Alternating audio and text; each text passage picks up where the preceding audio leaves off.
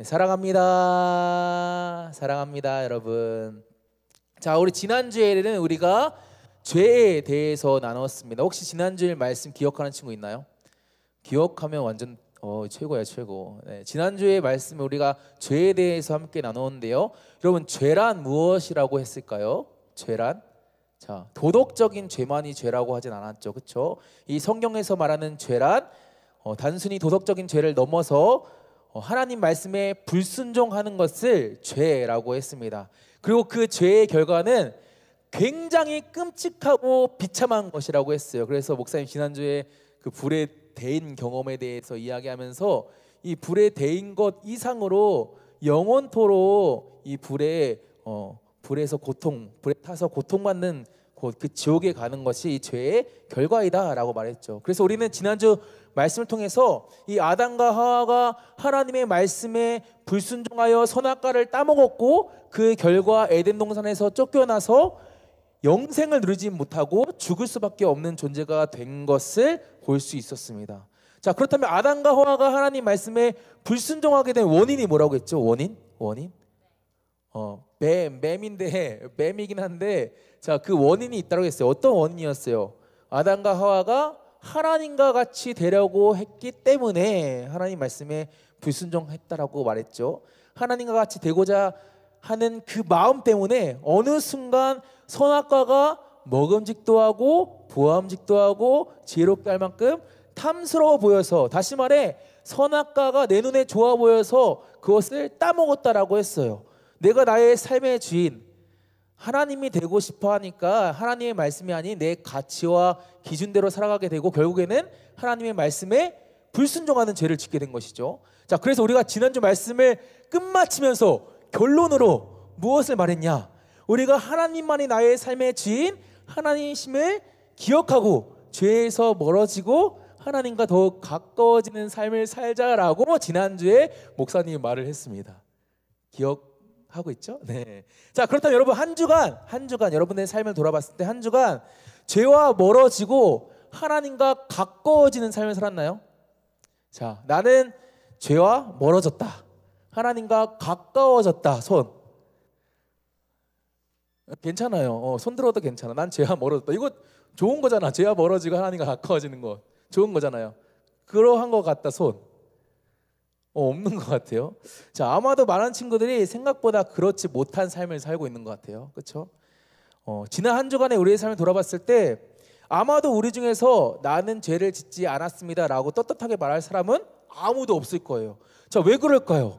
지금 방금도 목사님 질문하니까 아무도 손을 못 들었어. 다들 막 손이 없는 것 같아. 막 손이 어디 있는 거야 대체? 손을 못 들고 뭐 아무도 막 이렇게 당당하게 저 죄에 안 졌어요 이렇게 말하는 사람이 없는 것 같은데 왜 그럴까요? 자, 왜 우리는 죄가 무엇인지도 알잖아요. 그렇죠? 지난주에 말씀 통해서 알았잖아요. 죄가 무엇인지도 알았고 죄의 결과가 어떠한지도 알았는데, 자, 왜 우리는 여전히 죄를 지으며 살아가는 걸까요? 자, 그 이유는요 바로 이 죄의 특징 때문이에요. 특징. 자, 어떤 특징 때문이냐? 오늘 말씀을 통해서 함께 살펴보도록 하겠습니다. 자, 여러분 오늘 말씀은요 아담과 하와의 아들들이었던 가인과 아벨의 이야기예요. 아마 여러분들 한 번쯤은 다 들어봤을 거예요. 자, 어떤 내용입니까?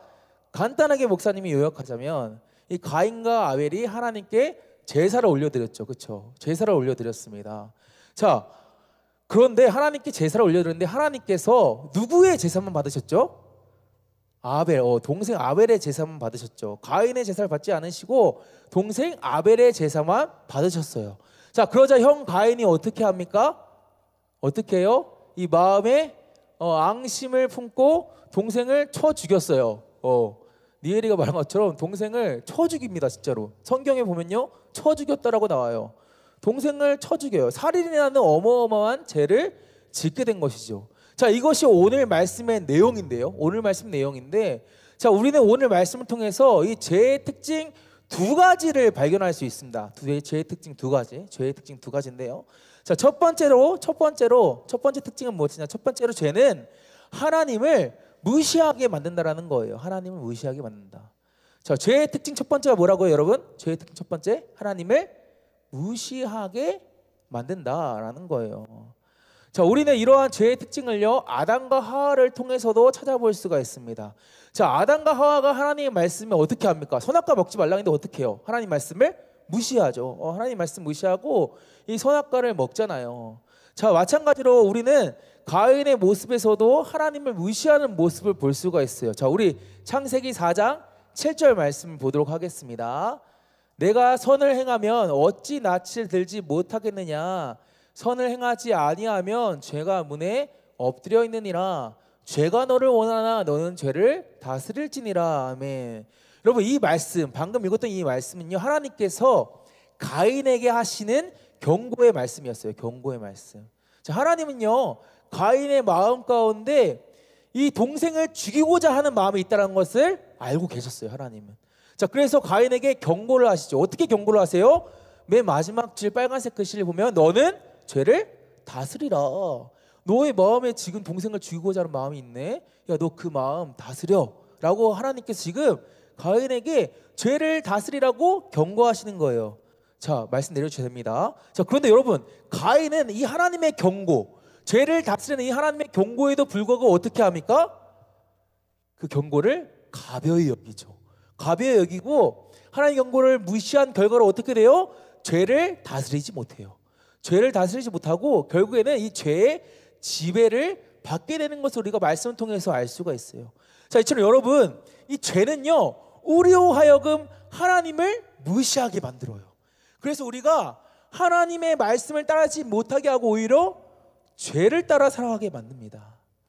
하나님의 자녀로서 하나님의 말씀을 따라가는 것이 정상인데 이것이 우리에게 가장 좋은 거잖아요. 그렇죠? 우리는 하나님의 피조물이기 때문에 하나님 말씀 따라가 살아가는 것이 가장 좋은 건데, 자, 그런데 우리 안에 있는 죄가 그렇게 하지 못하게 만든다라는 거예요.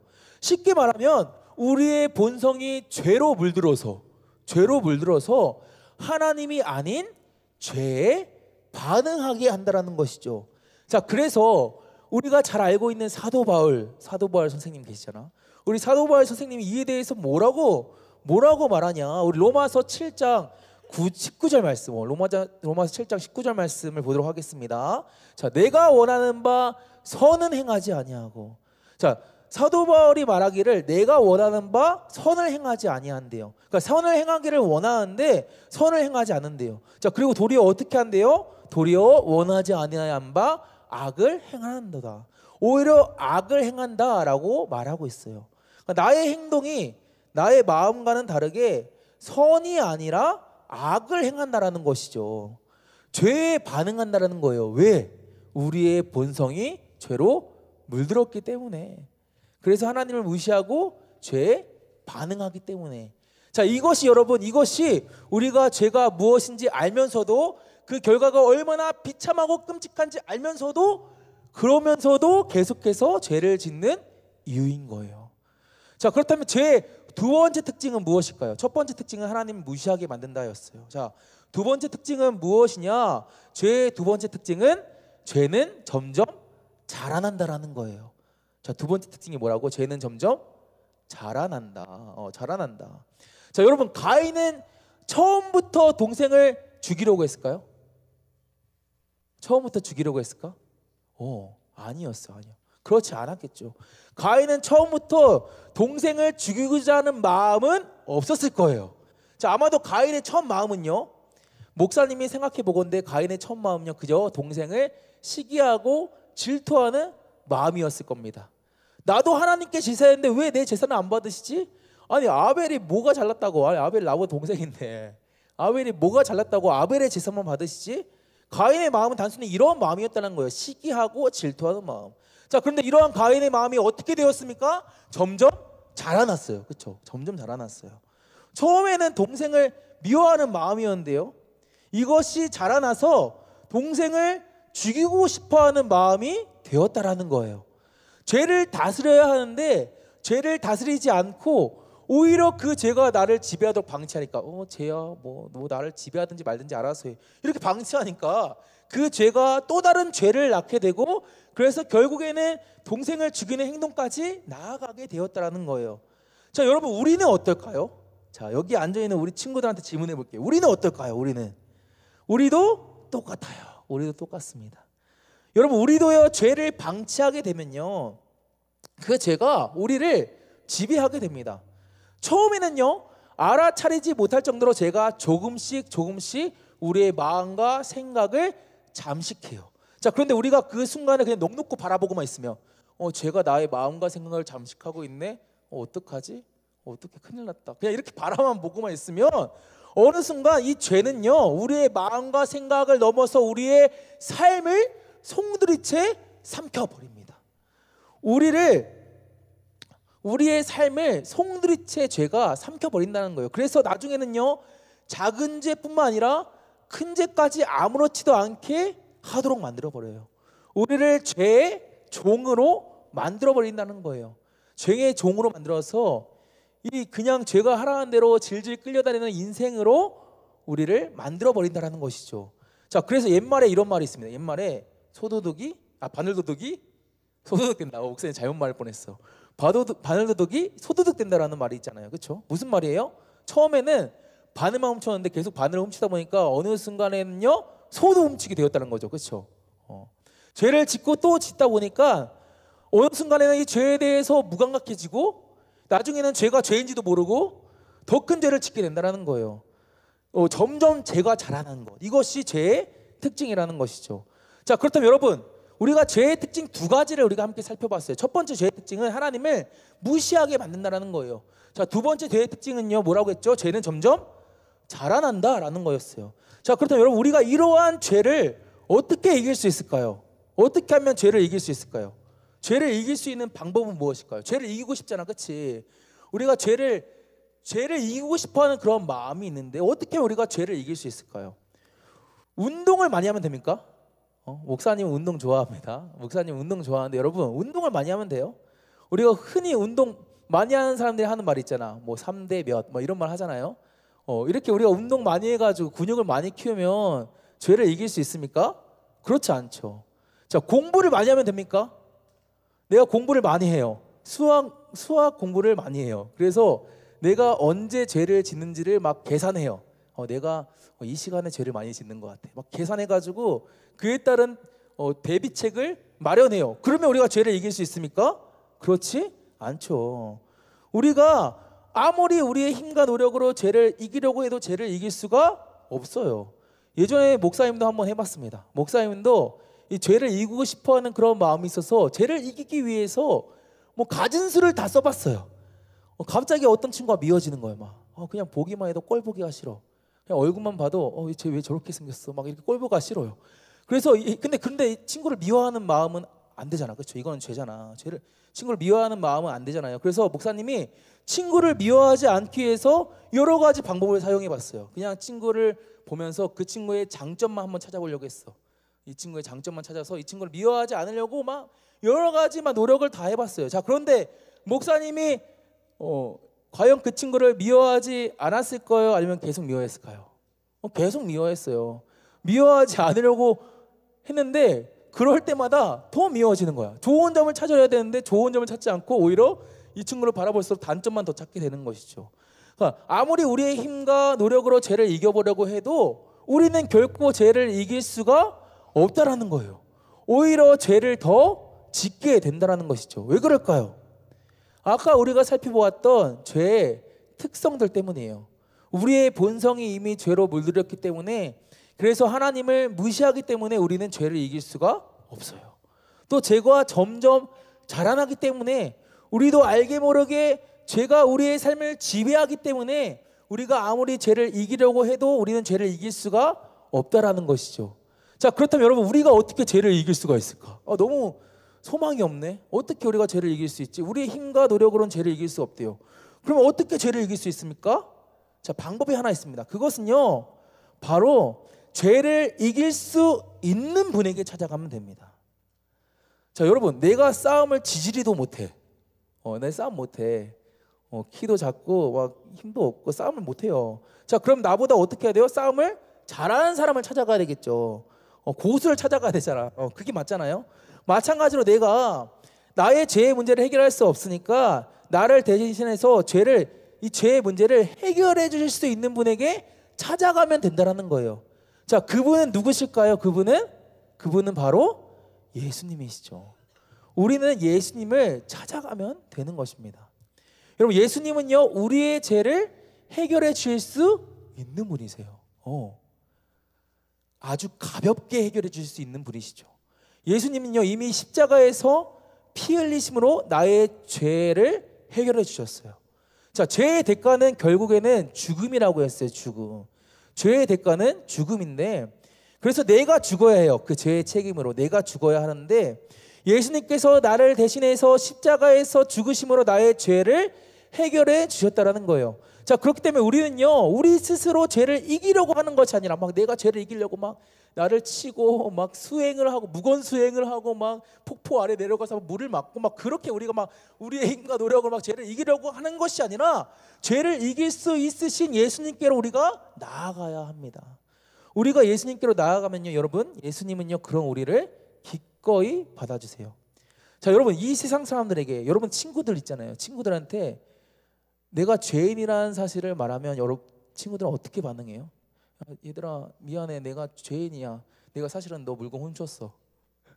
내가 사실은 너 뒷담 깎았어. 여러분들 친구들한테 그렇게 말하면 어떻습니까? 여러분 친구들은 손절하죠. 바로 손절해. 맞아, 바로 손절해. 그렇게 말하는데 누가 막 그 친구를, 야, 그렇구나, 너가 나의 물건을 훔쳤구나, 잘했다. 야, 너가 나의 뒷담 깎았어, 잘했다. 야, 그래도 넌 내 친구야. 누가 그렇겠어요? 그렇죠? 이 세상 사람들은요, 내가 죄인이라는 사실을 알면요, 나를 손절합니다. 나와 멀어져요. 자, 그런데요, 예수님은 그렇지 않으신다라는 거예요. 예수님은요, 우리를 손절하지 않으신다라는 거예요. 예수님은요, 내가 죄인임에도 불구하고 내가 예수님께로 나아가기만 하면, 나의 죄의 문제 가지고 예수님, 제가 이 죄의 문제 해결할 수 없어요, 예수님 도와주세요 라고 나의 죄의 문제를 가지고 예수님께로 나아가기만 하면, 예수님은 나를 보시고 너 왜 죄 졌어 하고 나를 멀리 하시는 것이 아니라 오히려 예수님께로 나온 우리를 보시고 우리를 반겨주시고 우리를 안아주신다는 거예요. 너 잘 왔어. 너 죄의 문제 가지고 나한테 왔구나. 잘 왔어. 우리를 반겨주시고 안아주신다는 것이죠. 자, 그렇기 때문에 여러분, 우리는요, 예수님께로 나아가야 해요.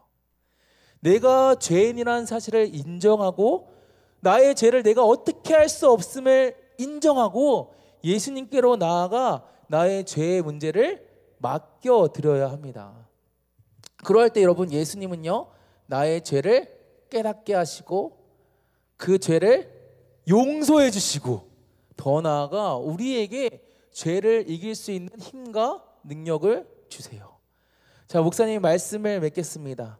자, 사랑하는 여러분, 우리 안에 있는 죄는요, 너무너무 무서운 거예요. 여러분들, 내 안에 이 죄로 물든 우리의 본성이 있잖아요. 이 죄는요, 너무너무 무서운 것입니다. 죄는요, 우리로 하여금 하나님을 무시하게 만듭니다. 더 나아가 죄는요, 우리의 삶을 지배하여 점점 자라나서 또 다른 죄를 짓도록 만들어요. 자, 그렇기 때문에 여러분, 우리는요, 죄를 다스려야 하는 거예요. 우리 안에 있는 이 죄, 이 무시무시한 이 죄를 우리가 다스려야 합니다. 자, 그런데 어떻게 다스릴 수 있습니까? 우리의 힘과 노력으로는 다스릴 수가 없어요.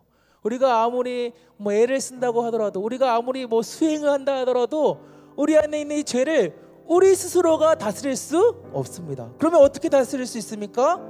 우리의 힘과 우리의 노력이 아니라 죄를 이기실 수 있는 예수님께로 우리가 나아가야 합니다. 그리고 예수님께 우리를 다스려 달라고 간구해야 합니다. 여기 모인 저와 여러분 모두가 오늘 말씀을 잘 기억하고 이 죄의 지배당해서 죄의 종로로 타는 그러한 인생이 아니라 우리가 이 죄를 다스리기 위해서 예수님께로 나아가, 그래서 이 죄로부터 승리하는 그러한 삶이 되기를 주님의 이름으로 축복합니다.